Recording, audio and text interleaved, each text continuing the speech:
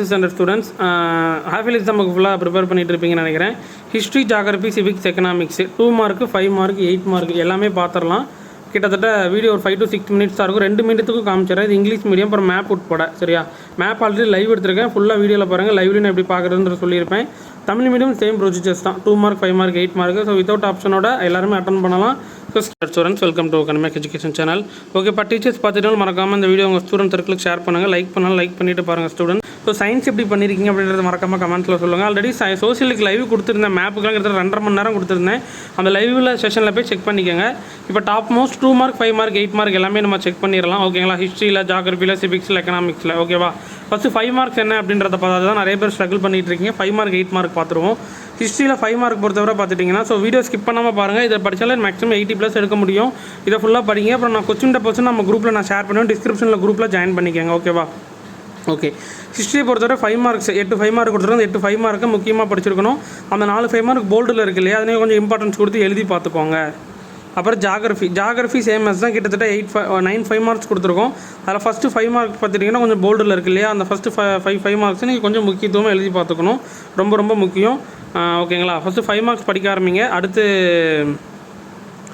8 mark படிங்க. அடுத்து 2 marks படிங்க. ஈஸியாக இருக்கும் உங்களுக்கு. அதே மாதிரி சிவிக்ஸ் 5 மார்க் சேம் ப்ரொசீஜர்ஸ் தான். 8 5 மார்க்ஸ் இருக்குது. கிட்டத்தட்ட 5 மார்க்ஸ் வந்து போல்டில் இருக்குது. அப்புறம் மீதி 3 5 மார்க்கு ஜஸ்ட் ஒரு ரெஃபர் பண்ணிக்கோங்க.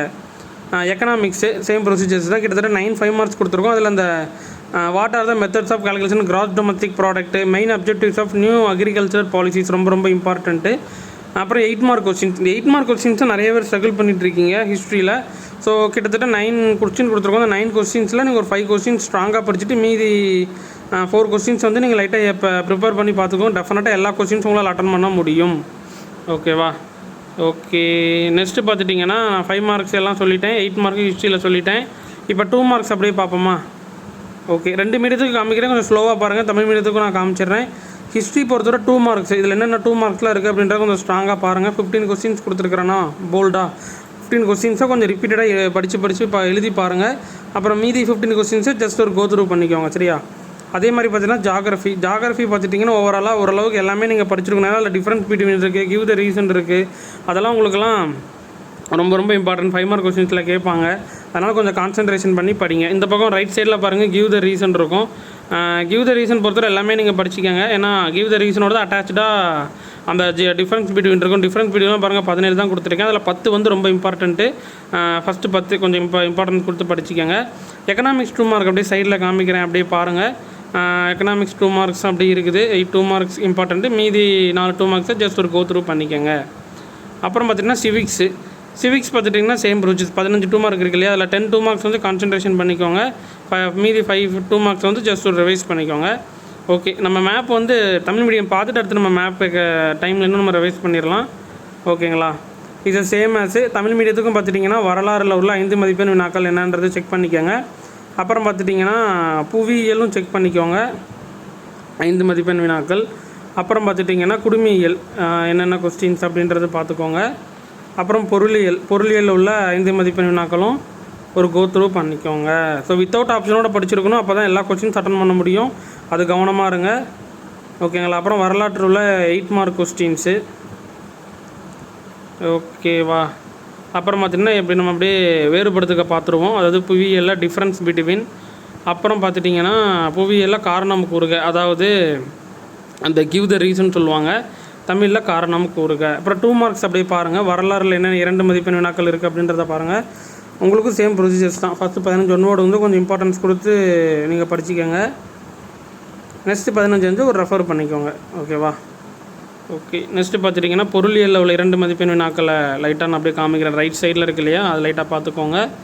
அப்புறம் பார்த்துட்டிங்கன்னா குடிமையியலில் உள்ள 2 மதிப்பெண் வினாக்களும். இப்போ வரலாறு சொல்லிட்டேன், குடிமையிலும் சொல்லிட்டேன், பொருளியலும் சொல்லிட்டேன். ஸோ ஸ்கிப் பண்ணாமல் பார்த்தவங்களுக்கு தெரிஞ்சிருக்கும் என்னென்ன சொல்லியிருக்கேன் அப்படின்றத. ஓகேங்களா? ஓகே, இப்போ பார்த்துட்டிங்கன்னா மேப்பு தமிழ் மீடியம் பார்த்துருவோம். மேப்பு என்னென்ன இருக்குது அப்படின்றத லைட்டாக செக் பண்ணிக்கோங்க. ஓகேங்களா? ஓகே, அப்புறம் பார்த்துட்டிங்கன்னா புவியில் அதாவது ஜாகிரஃபி மேப்பும் செக் பண்ணிக்கோங்க. இதில் பிளேசஸ்லாம் முக்கியமாக நீங்கள் போட்டு பாருங்கள். நான் லைவ் ஆல்ரெடி கிட்டத்தட்ட 2.5 மணி நேரம் கிட்ட மேப் நான் சொல்லி கொடுத்துருக்கேன். அந்த மேப்பையும் இந்த இம்பார்ட்டன்ட் கொஸ்டின்ஸ் லைட்டாக ஒரு கோ த்ரூ பண்ணிட்டீங்க அப்படின்னாலே போதுமானது. அப்புறம் காலக்கோடு, அதாவது டைம் லைன் பார்த்துக்கோங்க. இப்போ நம்ம இங்கிலீஷ் மீடியத்துக்கான என்ன பார்க்கலாம், ஹிஸ்ட்ரி மேப் பார்த்துருவோமா? இந்தியா அப்புறம் வெர்சஸ் வேர்ல்டு ரெண்டையும் அப்படியே சைட் பை சைடு பார்த்துக்கோங்க. இங்கே 20 கொஸ்டின்ஸ், அங்கே 20 கொஸ்டின்ஸ் அப்படியே பாருங்கள்.